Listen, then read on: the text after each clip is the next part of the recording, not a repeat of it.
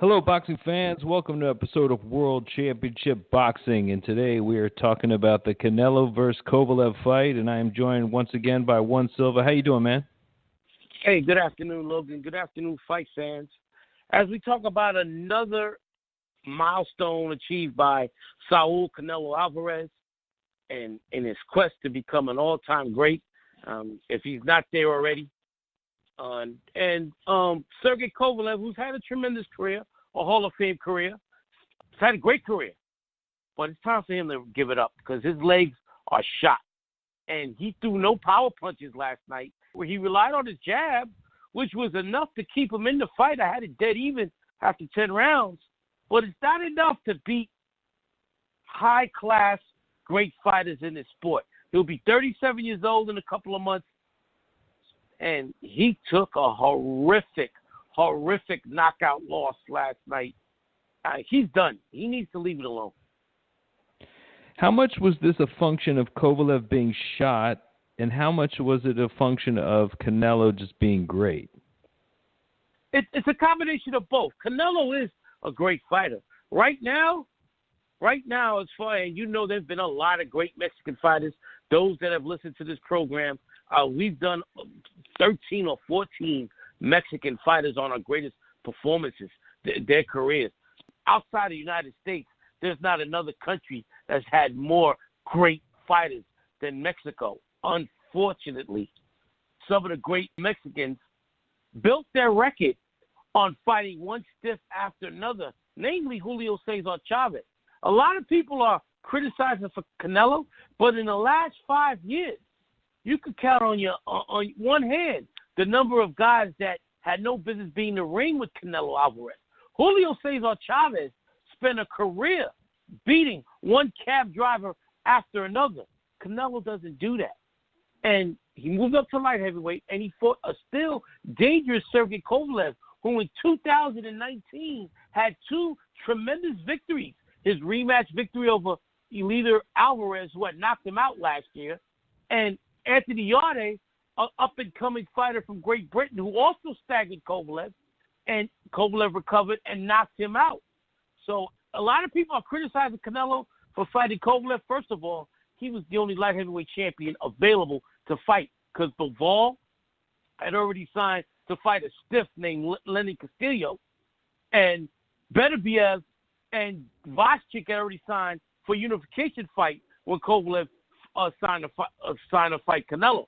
And it was Kovalev who had declined fighting one of those fighters, and I don't blame him, to getting the big payday against Canelo Alvarez. Canelo's not going to stay at light heavyweight. I don't see him fighting Beterbiev. That's too big a risk for him. Bivol would be a much better fight for him, but it'd be less money. Beterbiev would be the bigger money. Canelo needs to move down, back to either super middleweight, fight a Callum Smith or a David Benavidez. I don't see him going back to middleweight. He's too big right now. It'll be too much for him to make that weight. He's already at light heavyweight. Go down to super middleweight or fight Bivol at light heavyweight. Stay away from Beterbiev because the way Canelo fights, Beterbiev is just too big and strong for Canelo. And Canelo is a great fighter. I knew this was going to happen. I predicted this was going to happen. Yeah, you did. Kovalev's legs. Kovalev, still a good fighter, could beat a lot of heavyweights as we've seen this year. But the upper tier light heavyweights, including Canelo, Bivol, and Beterbiev, and Voschik, who lost to Beterbiev, Kovalev can't beat those guys because he doesn't have the stamina to beat those guys. I have to say I was concerned when this fight first started because Kovalev looked so much taller than Alvarez, and he was keeping him at bay with that jab, but Alvarez seemed to employ the winky right tactic with those gloves up. Yes. People do not appreciate, fight fans do not appreciate Canelo's defensive acumen. Canelo's a very good defensive fighter. He's not a great defensive fighter, but he's a very good defensive fighter. If you look at the percentages that landed, Kovalev landed less than 15% of his punches. Kovalev threw a whole lot of more punches than Canelo, mostly jabs. At one point, and at the gloves. At one point, yeah, they were. At one point, Kovalev was was attempting 50 jabs around. And I understand the strategy. It was the only way he could have defeated Canelo. The problem with Kovalev was most of those punches, like you stated, were bouncing off the jabs, and he wasn't coming with anything behind that jab. He was no right hand. He gave Canelo too much respect. Totally. Kovalev has one of the best right hands in the game. You could count on one hand the number of right hands he landed. He was afraid to throw power punches. He didn't hook off the jab. It's like Kovalev had two offensive weapons last night: the jab, and then leading with the shoulder. Oh my God! Oh my God! What the fuck was that? What the fuck was that? And I noticed Canelo was trying to time that shit, and a couple of times missed a left hook that would have splatted Kovalev's body across the canvas. What the fuck was that, Logan? Jab and then a shoulder block. A shoulder block. Looked like pro wrestling. But when he was jabbing and kind of keeping outside, he was scoring and he was winning rounds. The first three rounds was all Kovalev because Canelo was biding his time, wasn't throwing any punches.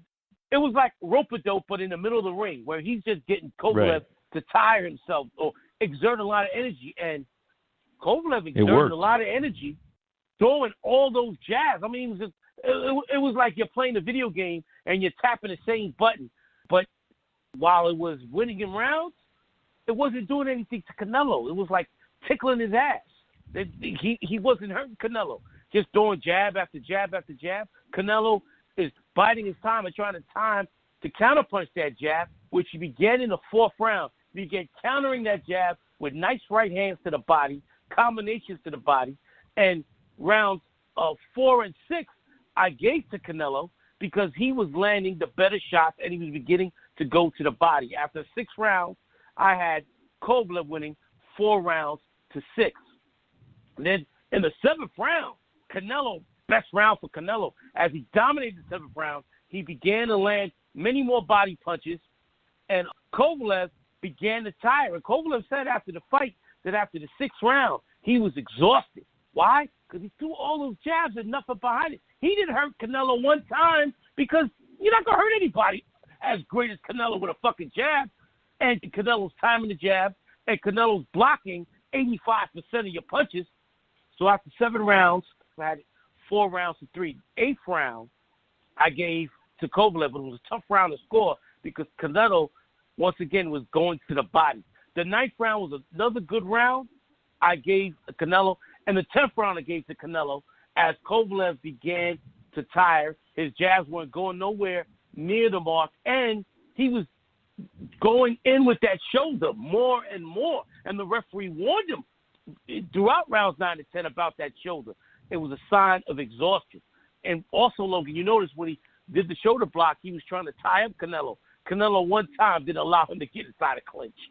No way. And then Canelo's power shots. Talk about how powerful his punches were. Each one had devastation on it. Yeah, because and also people don't talk about Canelo's jab. Canelo was timing Kovalev's jab with his jab, and in rounds 9 and 10, he was landing the cleaner jabs. I mean, he wasn't throwing the jab as much, but he was landing. So after 10 rounds, I had it dead even at 95-95. One judge had the same score as me.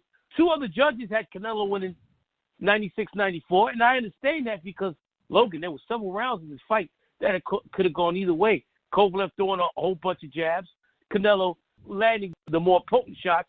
So as a judge or as a viewer, you're like, which is more effective, the volume of punches Kovalev threw or the more significant punches that Canelo landed? So after 10 rounds, had a dead even. 2 of the 3 judges had Canelo winning 96-94. It could have gone either way at that point. But I knew right after the 10th round, Canelo has stepped up his activity in rounds 9 and 10. He's going to continue to step up. Kovalev's not going to keep him off of him. I didn't see a knockout happening because I thought Kovalev was going to try his. At this point in time, I had predicted a late round knockout. But after watching the first 10 rounds, while I saw Kovalev was exhausted, I don't know if Canelo was going to step it up another level because he was still respecting Kovalev's right hand, even though Kovalev had yet to land a significant power punch. Beginning 11th round, Canelo banged the hell of that body, landed a vicious left hook. Kovalev did a two-step and then a right cross that almost knocked him through the ropes. Referee didn't even bother counting. Kovalev looked like he was done. Kovalev was crumpled up. Oh, a vicious knockout. Classy move by Canelo. He told the fans to calm down the cheering as he looked at Kovalev. Kovalev looked like he was in serious trouble, slumped down in the ropes as the doctors rushed into the ring. Got to be knockout of the year. No, it's not. Still, no one's going to be. That Deontay Wilder knockout of Dominic Brazil was incredible. He lifted him off the feet. This would be my number 2 pick, but I don't see anybody coming close to that Wilder knockout. Remember that knockout, man. He hit him with that right hand, and he lifted Brazil off his feet, and as Mauro Ranallo said, he knocked out Brazil into Brazil. But this was more significant. Oh, it's a much more, because he's fighting an all-time great. But I mean, just that knockout that Wilder landed. Oh my God! Canelo's already had 2 or 3 knockout wins of the year already. Another great knockout in Canelo's career. The question now is, where does he go from here?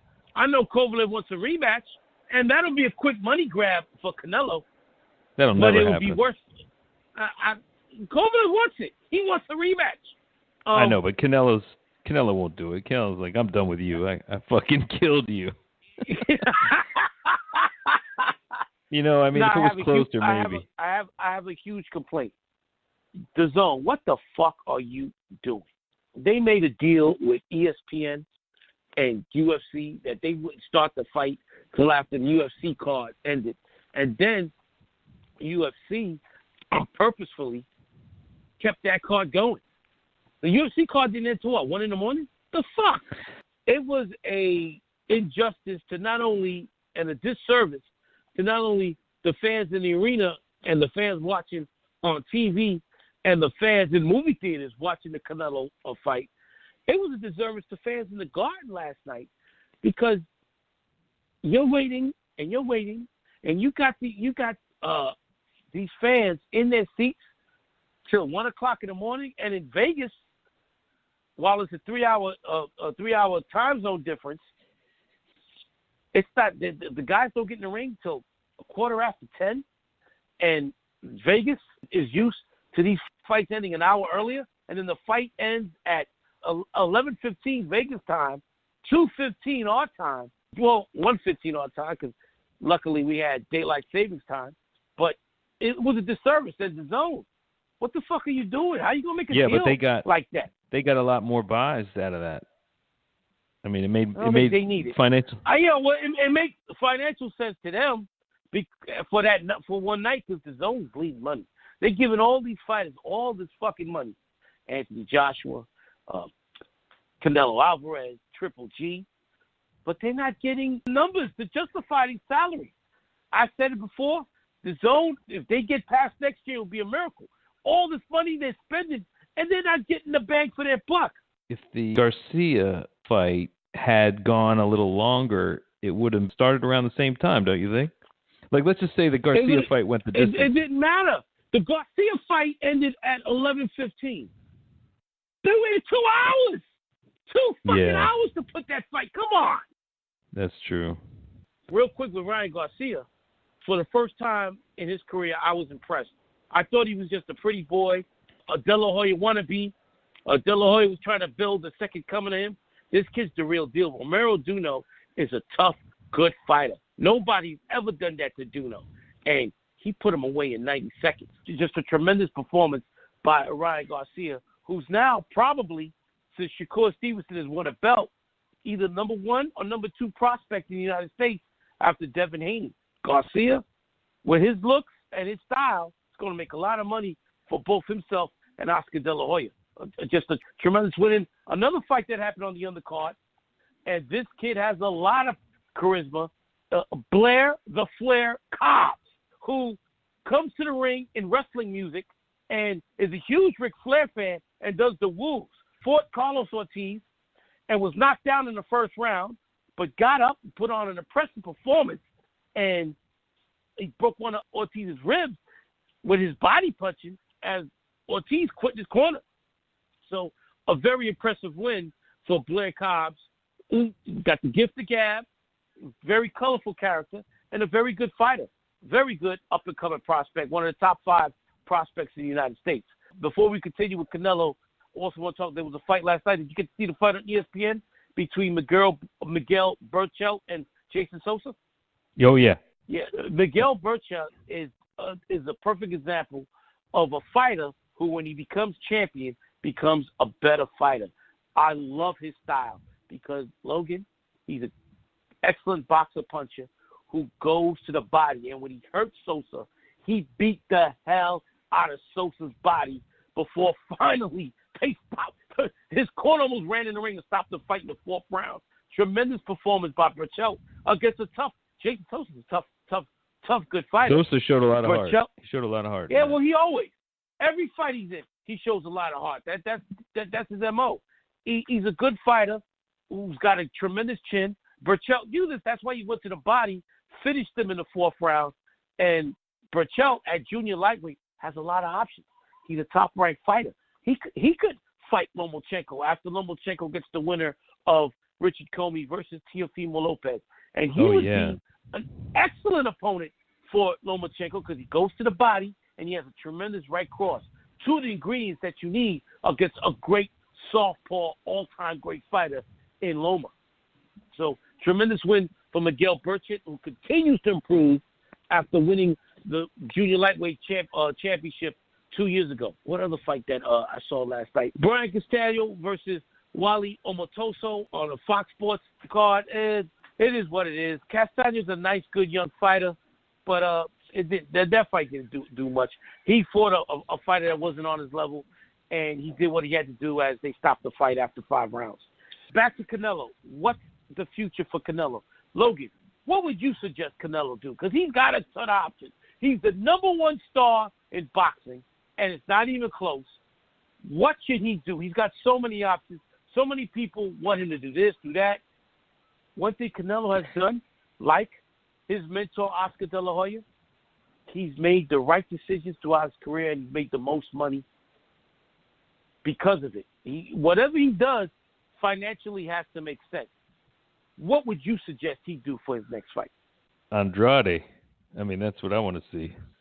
He's not going back down to middleweight. And I would love to see him fight Andrade. Nobody wants to fight Andrade. People that Andrade has been with both Premier Boxing and now Matchroom. Guys that were under contract to those promotional teams didn't want to fight him. Nobody wants to fight Andrade. And I understand why. Andrade makes everybody look bad. He's a tremendous boxer. He's a tremendous defensive fighter. He's got fast hands. He's skilled. It's a damn shame nobody wants to fight this guy. He's making no money because nobody wants to fight him. Billy Joe Saunders, one of the best fighters out of Britain, gave up his title and moved up. They were signed to fight, and 3 weeks before the fight, he said, "You know what?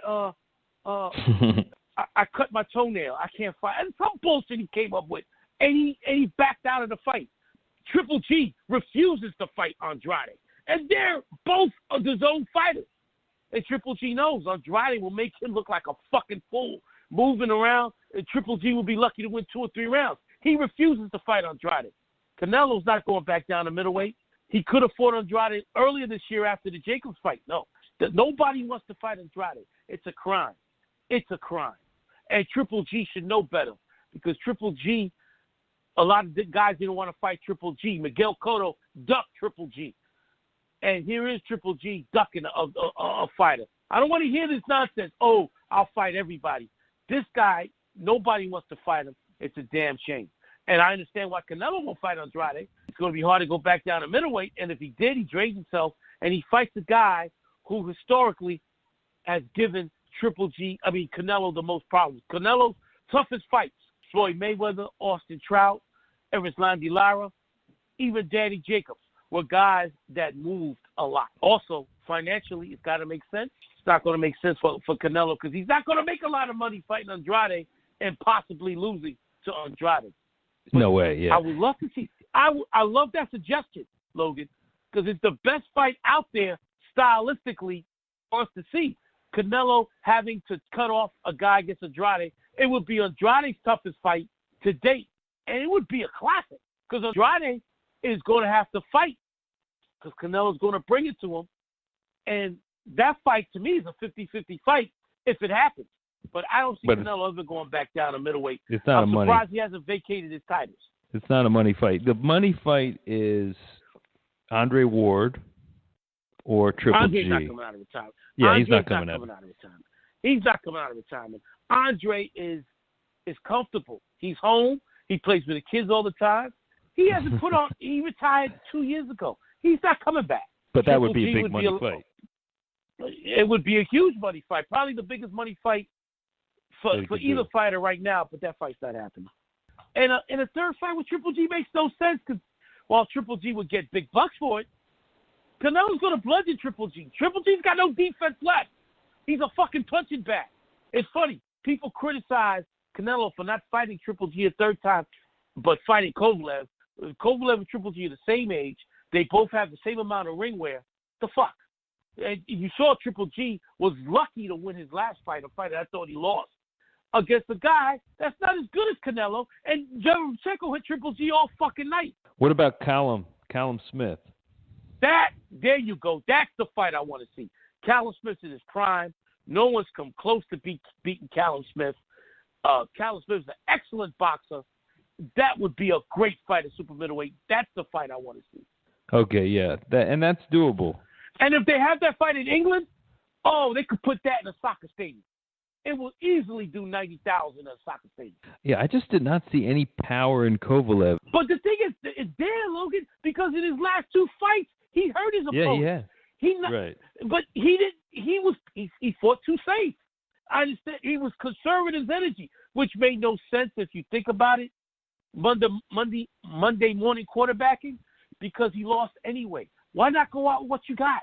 You got one of the best right hands in the sport. You've got one of the greatest right crosses in the history of the division, and you're fighting a smaller guy, and you leave it in your chamber. You leave that gun in your chamber. It didn't make sense. Did he ever land it? Even once? He did, but he never put the full force behind it. This is a man who knocked down one of the greatest chins in boxing history in the first round, Bernard Hopkins, and hurt him several times with that right hand. And against Canelo, he doesn't attempt. You're fighting the biggest fight of your career. Your career's on the line. And look, you fought conservative, and the fight was in the balance.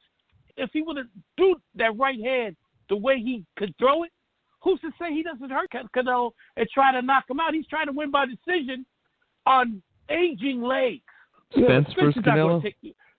Spence is not going to take a Canelo fight after what happened with the accident. And while they say everything's okay with him, I haven't seen any pictures. I haven't heard him talk since the accident.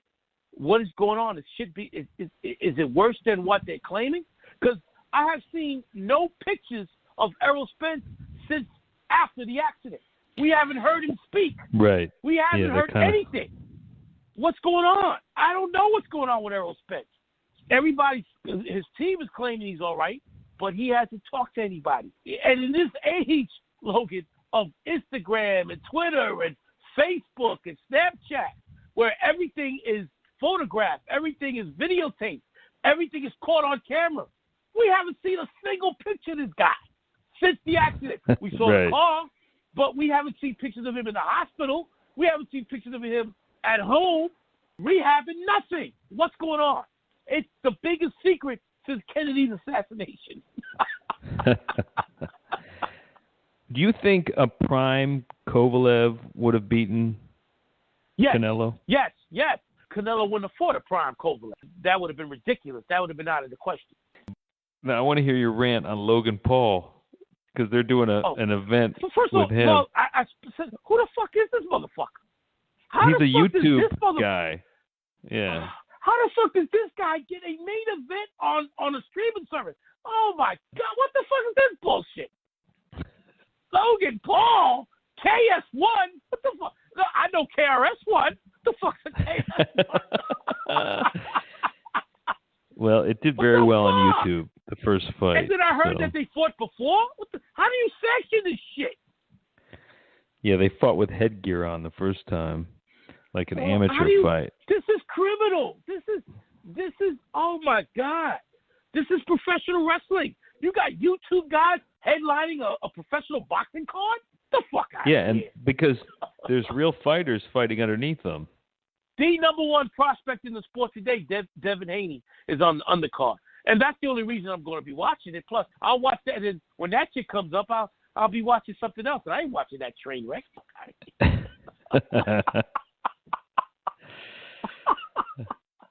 I heard at the press conference for this card that a lot of people showed up.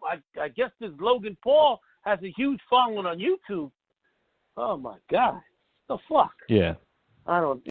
Celebrity match between two celebrities that I never heard of in my fucking life. All right. Okay. On to other things. I think that Kovalev should retire. Our buddy Garrett tweeted to me last night, thinks, Kovalev can make more money, which he can. But like I told Garrett, it's not going to mean much if he can't enjoy it. I mean, look at the way he got knocked out last night against a guy that's not a light heavyweight. Imagine if that was Beterbiev. That could have been criminal. That could have been like what happened to Adonis Stevenson could easily happen to Kovalev. Adonis Stevenson is a stuttering mutt right now. Unfortunately, what's his status? Put him in the hospital, and he almost died. So he's done. Adonis. No. He's got serious internal injuries. No. Stevenson's been done. She's talking about Kovalev. He's done. He should not fight again, but he will, and he's not going to enjoy all that money he's going to make. There's going to be serious damage done to him. Because the last 2.5 years, he's been knocked out violently 3 times. Ward, Alvarez, and now another Alvarez. Oh, there was also discussion of a possible Jamal Charlo-Canelo fight. Jamal Charlo fights in December. That would be another great fight. Charlo also has the type of style that could beat Canelo. If they fought at super middleweight, that would be a great fight. I hope Canelo fights either Callum Smith or Charlo. Who's Charlo going to fight in December? Dennis Hulk Hogan. Okay. He'll win with one hand tied behind his head. Another guy we haven't talked about. Hold on. And this fight would be huge in Mexico. Jaime Munguia, who can't make 154 anymore. Talk about moving up. That would be a huge fight in Mexico. Jaime Munguia versus Canelo. They're both the zone fighters. I can see that fight happen. Munguia has no shot at beating Canelo because Canelo's too good of a boxer. The Canelo will knock out Munguia, but it'll be a big payday for Munguia. And I can see that fight happening the weekend of Cinco de Mayo. It would be a huge spectacle in Mexico. Okay. So there's a lot of options for Canelo. We'll see. It's going to be a little while before he fights, I bet. He's not going to fight again until probably May. We'll see who he fights. One guy that was looking to fight him that's not going to fight him, he wasn't going to fight him anyway. Julio Cesar Salad Jr. was scheduled to fight Danny Jacobs next month, has pulled out, citing some mysterious ailment. He needs to retire because Jacobs would have put him in the hospital anyway. So he just needs to retire. His hope was he finds a way to beat Jacobs to get a fight with Canelo, which would be a big money fight for him. It's not happening. He needs to sit his privileged ass down and leave it the fuck alone before he gets hurt. But you brought up Errol Spence. That would be an interesting catchweight fight if Spence is okay, as they allegedly say, but not the first fight after this car accident. A rematch with Kovalev, it would be worse this time. Like you said, there should be no rematch. Beterbiev, they need to leave him. They need to leave that beast the fuck alone. Let that mother just say, look, we're giving up this light heavyweight title. We're moving down to super middleweight. Fuck that. Beterbiev is going to stand toe-to-toe with Canelo. He hits too hard. I don't see Canelo. There's no way in the world Canelo beats Beterbiev. There's a tweet by Canelo Alvarez trainer Eddie Reynoso, and he says that Kovalev is better than Beterbiev, and we're fighting him, so why wouldn't we fight Beterbiev? I mean, this was before the Kovalev fight. He's talking shit. He's doing what trainers do. But Canelo and Oscar know to leave that motherfucker alone.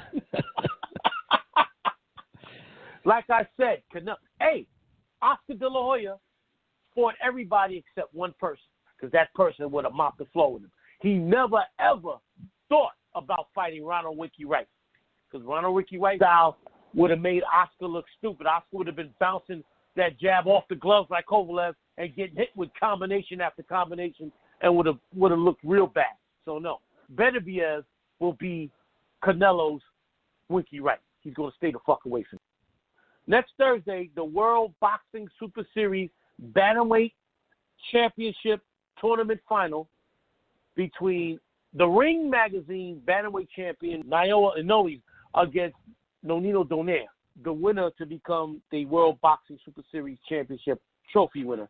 That fight is next week. So there's a possibility that we could have a great performance this show.